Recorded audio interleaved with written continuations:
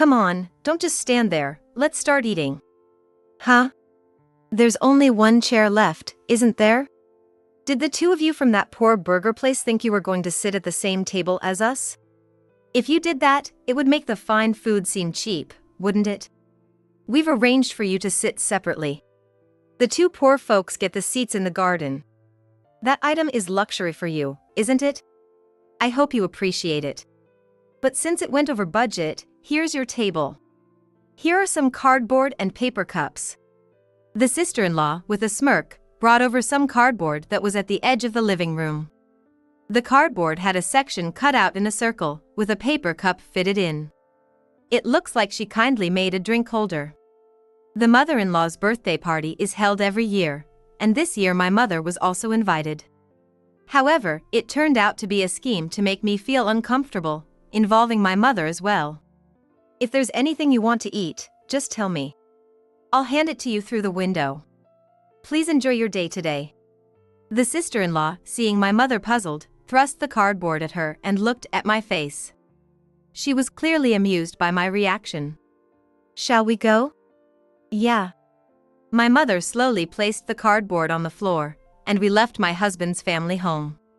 I'm really sorry. I'll cut ties with those people from now on. As soon as we left the family home, the front door burst open and my husband came out and apologized deeply to my mother. It's okay, don't worry about it. I wonder what's okay? I felt odd that my husband was apologizing, and I couldn't shake the annoyance.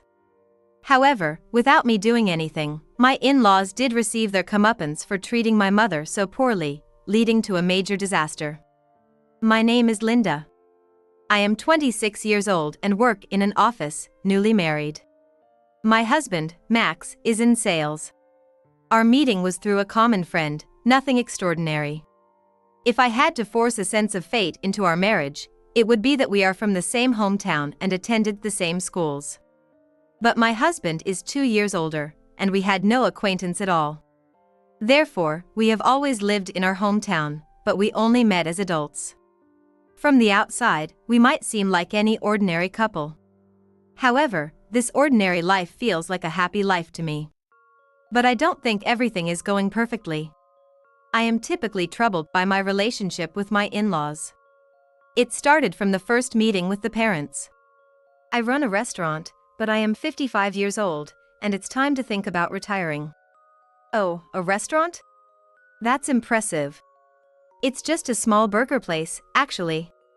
Burgers today are nothing like what we ate as kids. Back then, it was just simple, but now there are many options. Really? That's interesting. Yes, there are things like burger bars. It's a completely different image now. We don't serve such fancy stuff at our place, just simple ones that are popular. Also, I help out at other shops, so it's a casual operation, open sometimes and not others.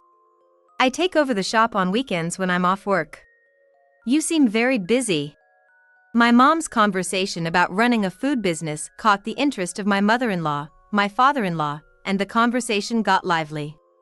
My husband and father seemed a bit out of place, but the atmosphere was generally good. The conversation between my mother and the in-laws was lively because they shared the common ground of being business owners. You run a printing company, right? That's much more impressive than me. No, our company is just a small rural business. Nowadays, with online advertising and home printing, it's tough competing against cheap online printers. But our company is old and well established, and we get a lot of business from local restaurants and companies. In particular, orders from popular restaurants for flyers, coupons, and business cards are frequent. My daughter, who's not here today, works on creating and managing websites for us. Websites are essential for restaurants, right?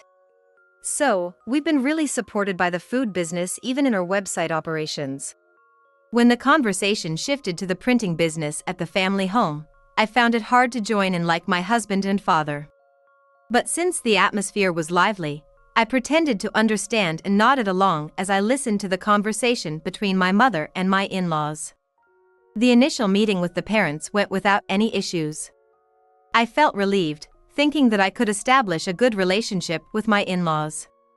However, on the way back, I was troubled by a question and asked my husband, "Why did you say before the meeting not to mind whatever your parents might say because they have unique personalities? They seemed nice.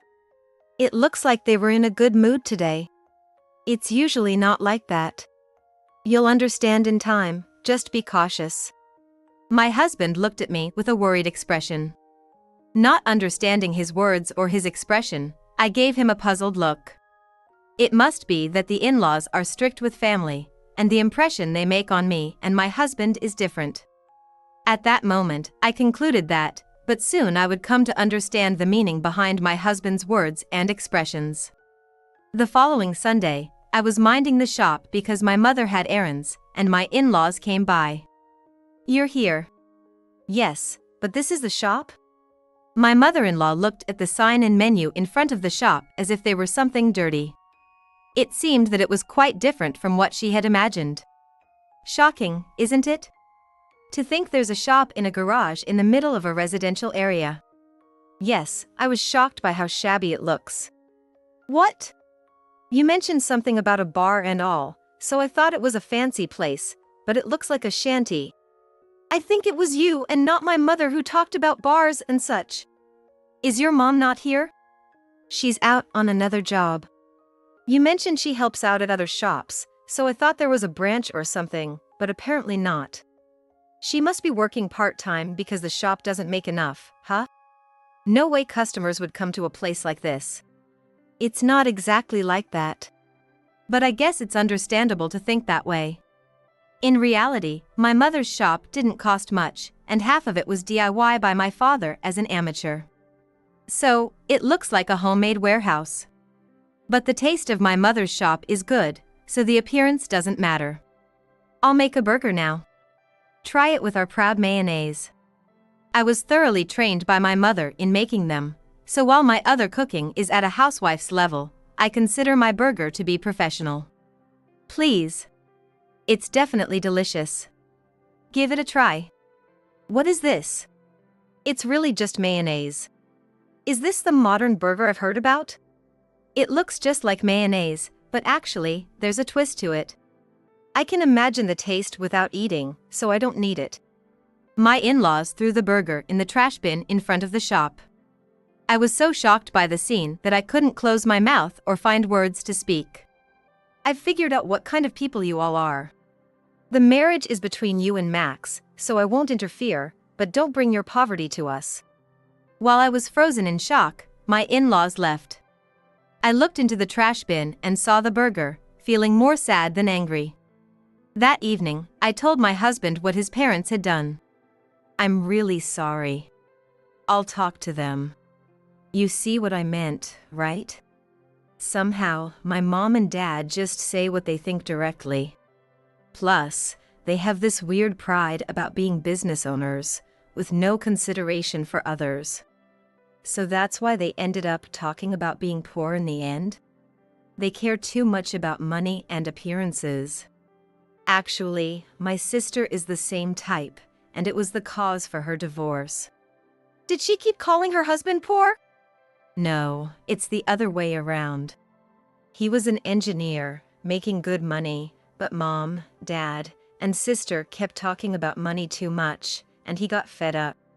My husband bowed his head as if he had done something wrong, making me feel guilty for bringing it up. It seems the compatibility between my in-laws and my mother is not good. My mother doesn't care much about appearances or money, so it's hard to predict what the in-laws might criticize.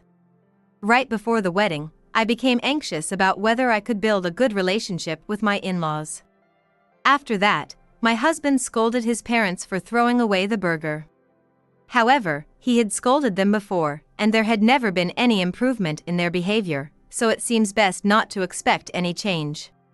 Moreover, my husband said that to keep a distance between me and his family, meeting only once a year would be enough. Even if there are visits to his family home, he suggested he should go alone as much as possible. I would like to build a good relationship with my in-laws if possible, but rushing things usually doesn't end well. I decided to take my husband's advice. There were some hiccups, but thereafter, we managed to get married without any significant issues. Our married life is going smoothly, and I am living a happy life. However, becoming a daughter-in-law after getting married seemed to be inviting new problems. 3 months after the wedding, during our happy newlywed life, I received a call from my sister-in-law. Mom's birthday is coming up soon. Oh, is it? So, we have this tradition of celebrating Mom's birthday every year, but could you handle the preparations? Me? Until now, I was the one doing it, but now that you're Max's wife, you're the lowest in the family hierarchy, right? So, I thought I'd pass the baton for the preparation role to you. Yes? It was clear that my sister-in-law was the same type as her parents. Apparently, being a daughter-in-law means I'm at the bottom. Though I was caught off guard by her words, I also saw it as an opportunity. My husband had said that meeting his family only once a year was enough, but if possible, I wanted to build a relationship with them. Preparing for my mother-in-law's birthday party could be a good opportunity to establish a good relationship. Okay. I'll handle it. Then, I'm counting on you for the future. My sister-in-law hung up cheerfully. Such small efforts are important in building good relationships. I smiled, imagining a bright future. However, I would soon regret impulsively agreeing to prepare for the birthday party. What is this? Are these dishes homemade? You really are so poor, aren't you? This salad has salmon on it. This must be the best a poor person can think of, right? This cake is homemade too? If you're going to put in this much effort, you might as well buy one. It's easier, and a patisserie would taste better. Why do such unnecessary things? Look. There's even a poor burger.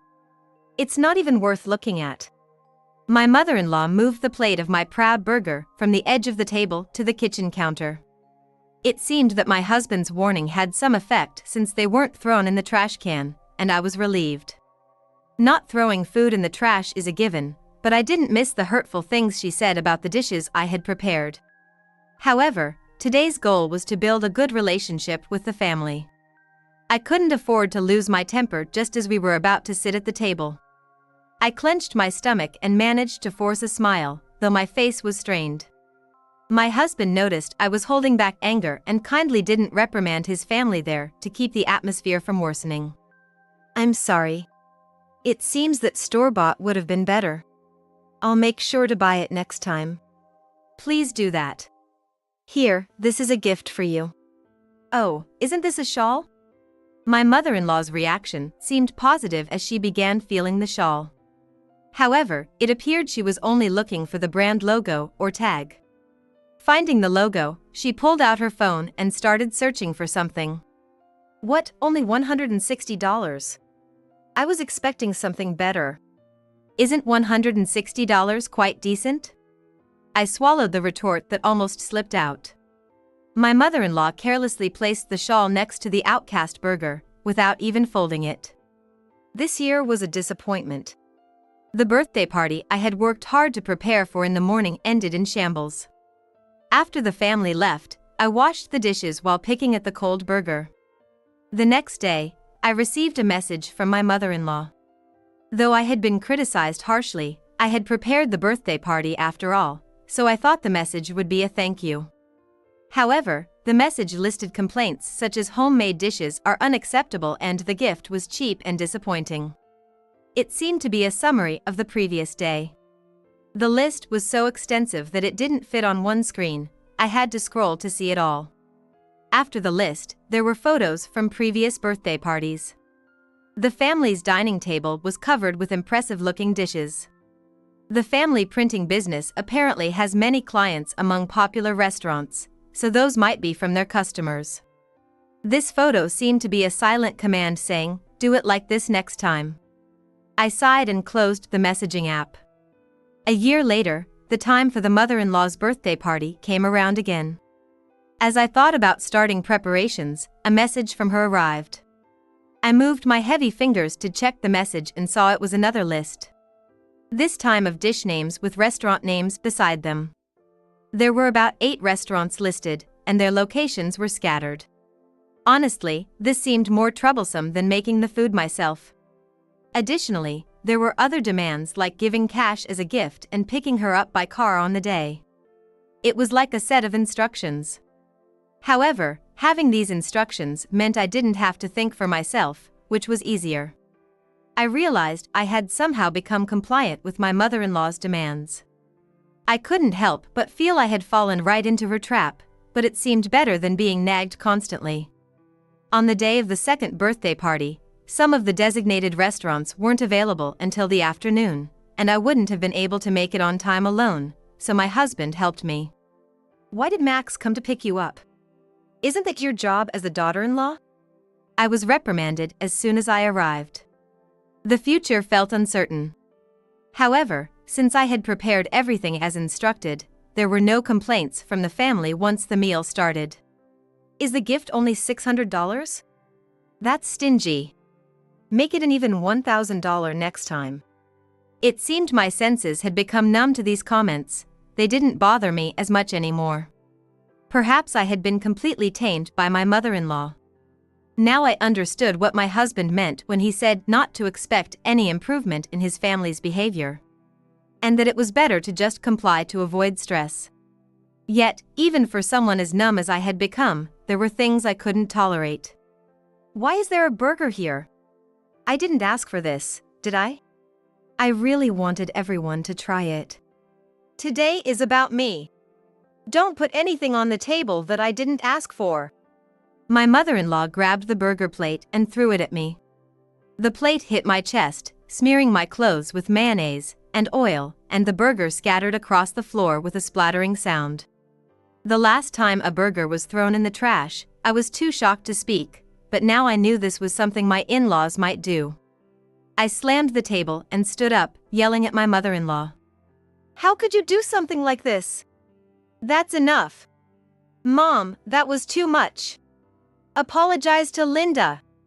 It's just a plate of burger being wasted, no need to get mad, right? It's cheaper compared to other dishes. It's not about the cost. That's not why I'm upset." Oh, scary. Poor people really do have small hearts. "We've taken what we came for, shall we leave?" As my mother-in-law left the house, my father-in-law and sister-in-law followed her like subordinates. Having never yelled at someone before, I was left shaking and unable to move after she was gone. Then my husband touched my shoulder and spoke to me. "I'll clean up, you rest for a bit." Feeling reassured by his voice, I was able to move again. "It's okay. Instead, help them leave." "I should just leave them. They can catch a taxi." "We can't do that, right? Just make sure you give them a firmer warning next time." "All right." As my husband went after the family, I started cleaning up, beginning with the burger on the floor. Another year passed, and it was time for the mother-in-law's birthday party again. This year, I wouldn't have to prepare or attend. My mother-in-law was upset that I had yelled, and I was told I didn't need to show up at the family home even for Christmas. Instead of building a good relationship, things had gotten worse. I was told not to come to the family home, so I'd likely be left out of the birthday party as well. But this year, I couldn't have prepared for the birthday party even if I wanted to. That's because I had given birth to a daughter. Looking at my daughter's smiling and sleeping face, I can forget all the unpleasant things in an instant. I thought so, but my in-laws seemed to have a power beyond my imagination. One day, after a long silence, I received a message from my mother-in-law. Wondering what it was, I checked the message and it turned out to be a notice about the birthday party. This year, since I couldn't prepare, it seems that my sister-in-law will be preparing it at the family home. Moreover, they want my mother to come along this year. They also asked us to bring the burger we hadn't eaten before. I was worried because they had told us not to come for Christmas, but perhaps the birth of my daughter had softened my in-laws a bit. I was delighted and immediately contacted my mother. On the day of the third birthday party, my husband, daughter, my mother, and I headed to the in-laws' house. "Welcome. Thank you for coming." "No, here, I brought the burger you asked for." "Thank you. Please, come this way." We were led to the living room by my mother-in-law. Entering the living room, an array of lavish dishes spread across the table caught our eyes. However, my mother's expression clouded slightly upon seeing the food. I also bought some burgers. Look, isn't it nice? This one uses hollandaise sauce. This one is mornay sauce with cheese and egg yolk, and this vibrant green one is ashwellard sauce. This is orange mustard.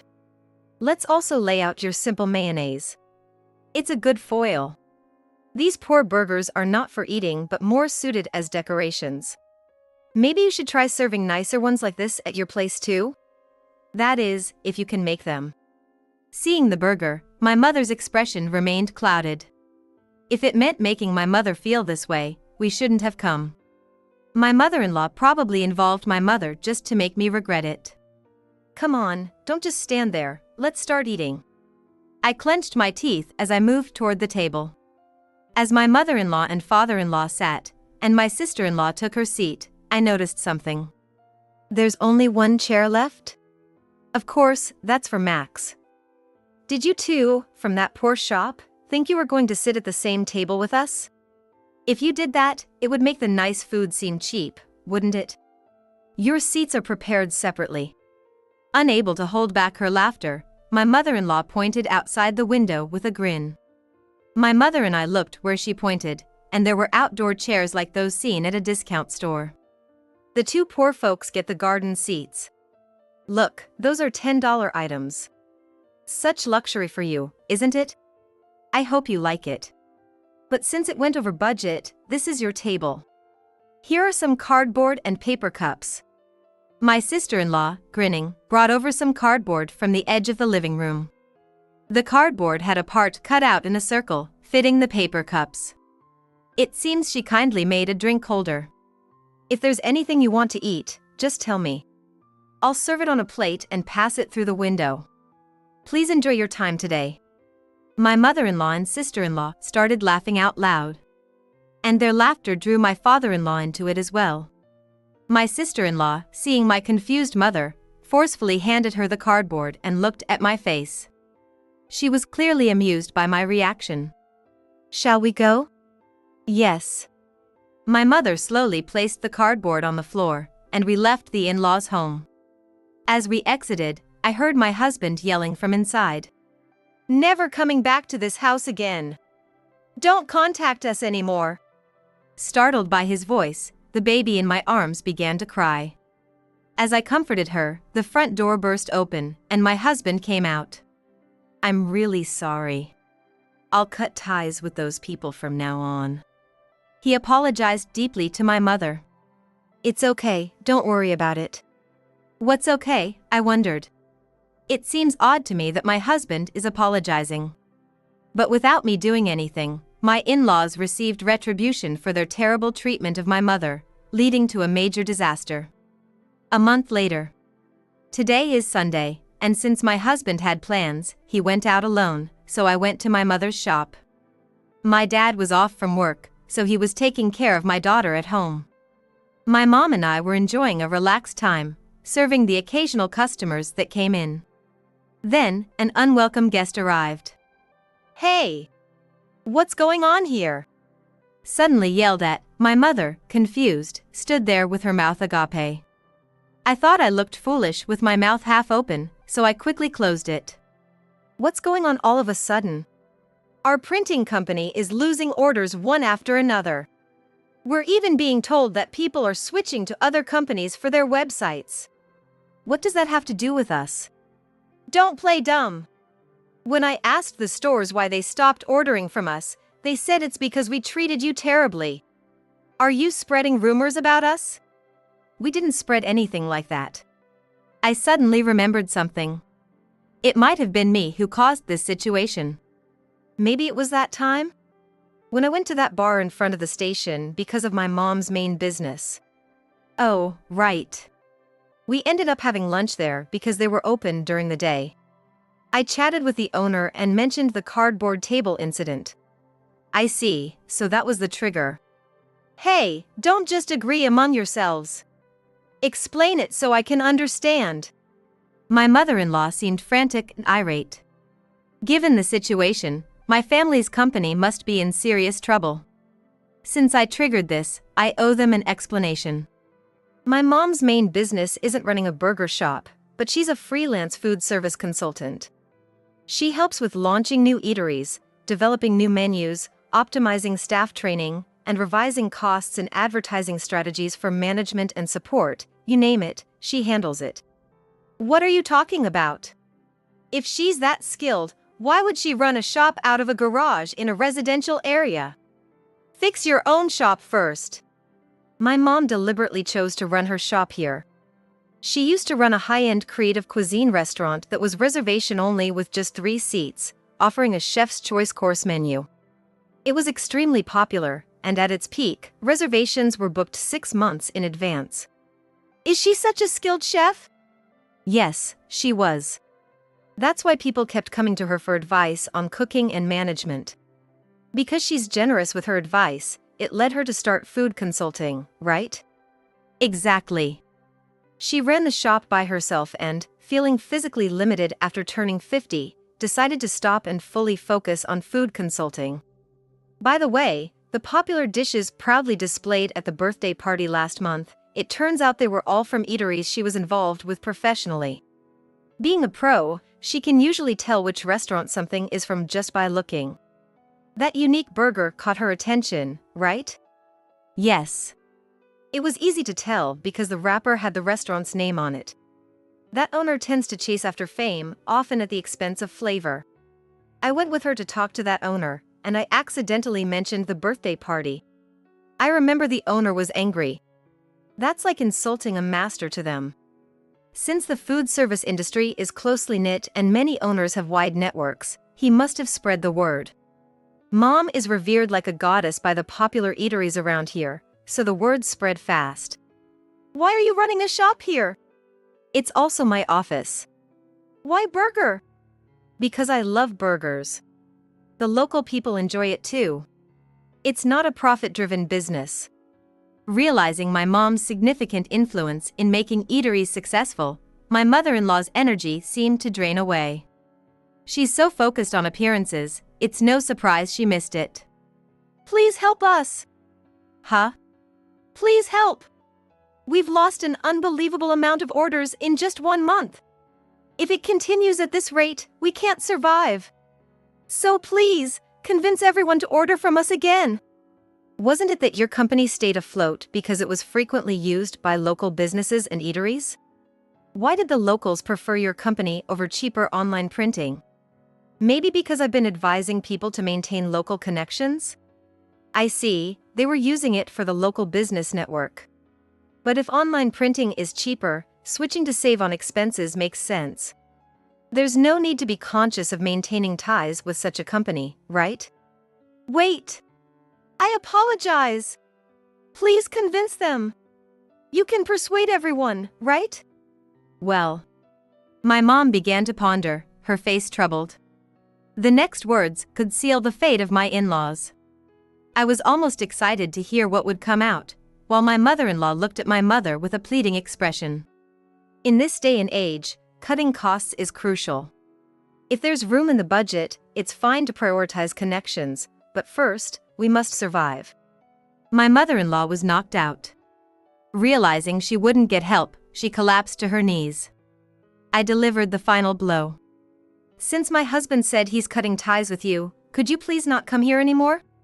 Can I have 1 burger before I leave? I think someone like you wouldn't enjoy our poor burger, it's better if you didn't. I replied, pushing her away. With shaky legs, my mother-in-law left.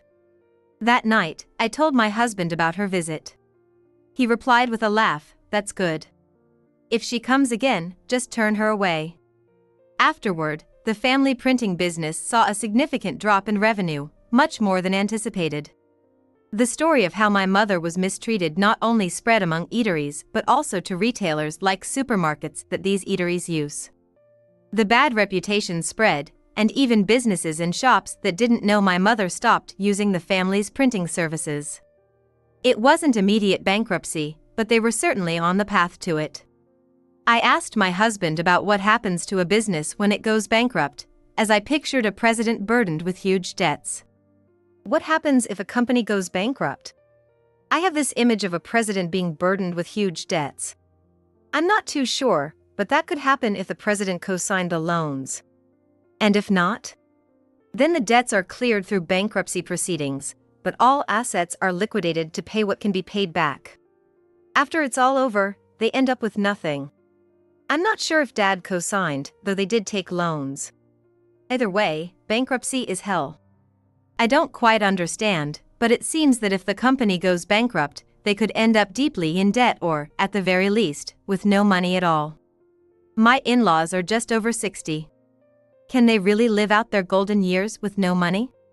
My sister-in-law, just over 30, might still work, but can she earn enough from creating and managing websites to support her elderly parents? There seem to be many issues, but I have no intention of helping the in-laws who looked down on us and treated us horribly. My husband feels the same. We think it's best if our family continues to support each other. We've returned to our simple, happy life. My husband works diligently. I often take my daughter to my mother's shop while on parental leave. My mother, unchanged, happily makes burger for the locals. I hope our ordinary, happy life continues just like this.